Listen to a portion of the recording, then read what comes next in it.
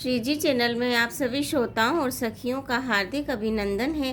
कल हमने जाना था कि सारे ऋषि मुनि जब पार्वती माता को समझाते हैं कि आप भोलेनाथ की तपस्या करना बंद कर दें, वो एक ओघड़ हैं और बिल्कुल उनका रहन सहन खान पान अच्छा नहीं है, लेकिन वो नहीं मानती हैं और वो अपनी जिद पे अड़ी रहती हैं कि नहीं, मुझे तो महादेव से ही ब्याह करना है।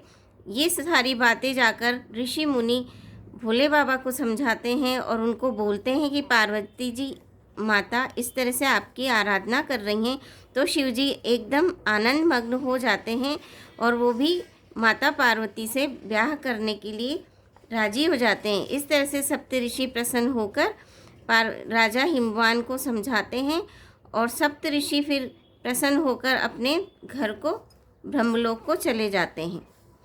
और भगवान भोलेनाथ अपने मन को स्थिर कर कर श्री रघुनाथ जी का ध्यान करने लगते हैं। अब आगे चलते हैं।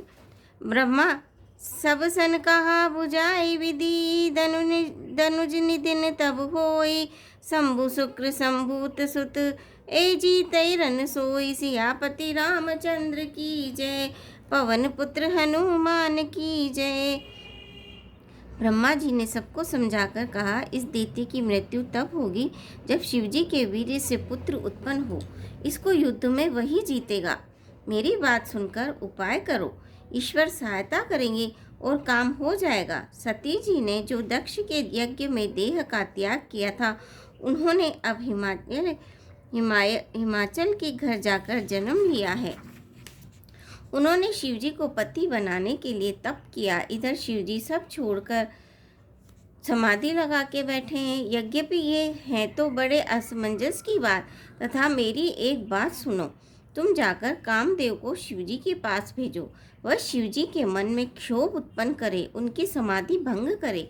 तब हम जाकर शिवजी के चरणों में सिर रख देंगे और जबरदस्ती उन्हें राजी करके विवाह करा देंगे।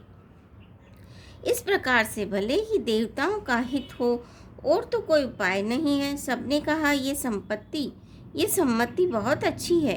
फिर देवताओं ने बड़े प्रेम से स्तुति की। तब विषम 5 बाण धारण करने वाला और मछली के चिन्ह युक्त ध्वजा वाला कामदेव प्रकट हुआ।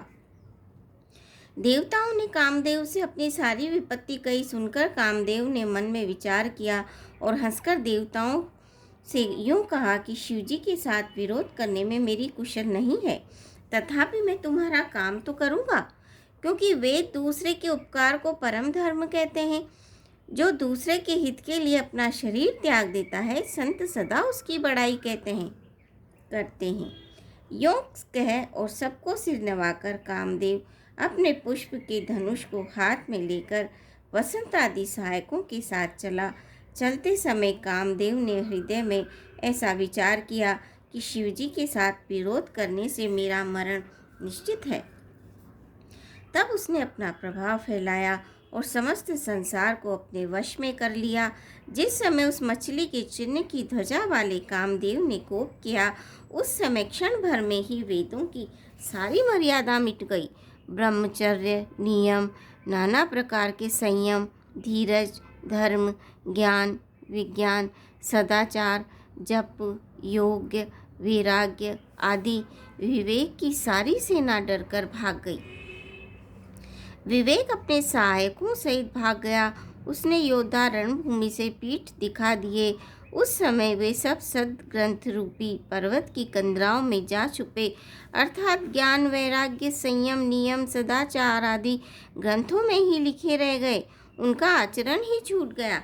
सारे जगत में खलबली मच गई और सब कहने लगे, हे विधाता, अब क्या होने वाला है?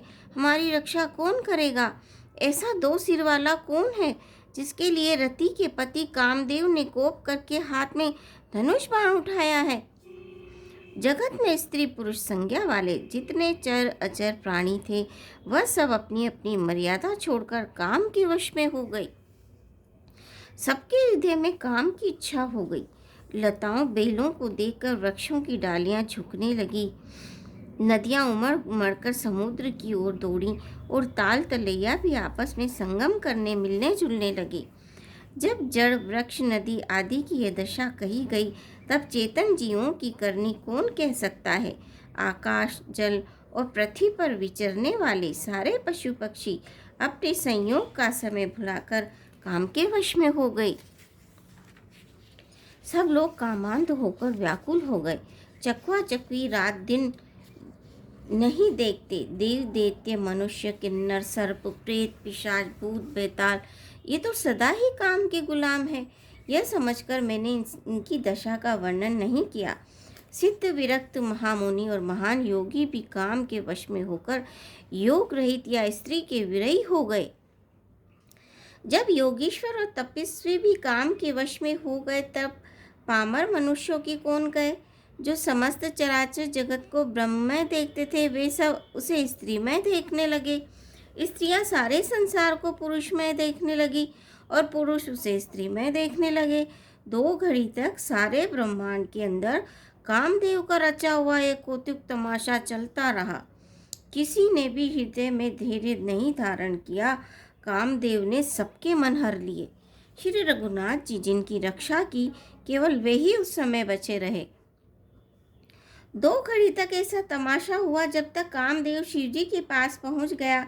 शिवजी को देखकर कामदेव डर गया। तब सारा संसार फिर जैसा का तैसा स्थिर हो गया।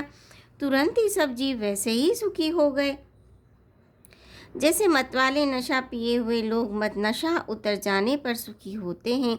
दुराधर्ष जिनको पराजित करना अत्यंत ही कठिन है और दुर्गम जिनका पार पाना कठिन है। भगवान संपूर्ण ऐश्वर्य, धर्म, यश, श्री ज्ञान और वैराग्य रूप 6 ईश्वरीय गुणों से युक्त रुद्र महाभयंकर शिवजी को देखकर कामदेव भयभीत हो गया। लौट जाने में लज्जा मालूम होती है और करते कुछ बनता नहीं। आखिर मरने का निश्चय करके उसने उपाय रचा। तुरंत ही उसने सुंदर ऋतुराज वसंत को प्रकट किया। फूले हुए नए नए वृक्षों की कतारें सुशोभित हो गई। वन, उपवन, बावली, तालाब और सब दिशाओं की विभाग परम सुंदर हो गए। जहाँ तहाँ मानो प्रेम उमड़ रहा है, जिसे देखकर मेरे मनों में भी कामदेव जाग उठा। मरे हुए मन में भी कामदेव जागने लगा। वन की सुंदरता कहीं नहीं जा सकती। काम रूपी अग्नि का सच्चा मित्र शीतल मंद सुगंधित पवन चलने लगा। सरोवर में अनेकों कमल खिल गए, जिन पर सुंदर भौरों के समूह गुंजार करने लगे। राजहंस, कोयल और तोते रसीली बोली बोलने लगे और अप्सराएं गा गा कर नाचने लगी।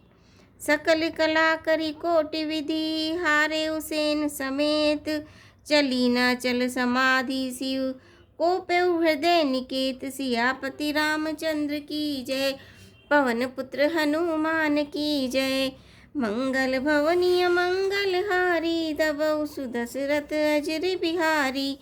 दीन दयाल विरुद्ध संभारी, हरौ नाथ मम संकट भारी। श्रोताओं, सखियों, आज के लिए बस इतना ही। आशा है आप मेरे चैनल को सब्सक्राइब करेंगे, वीडियो को लाइक करेंगे, शेयर करेंगे। धन्यवाद।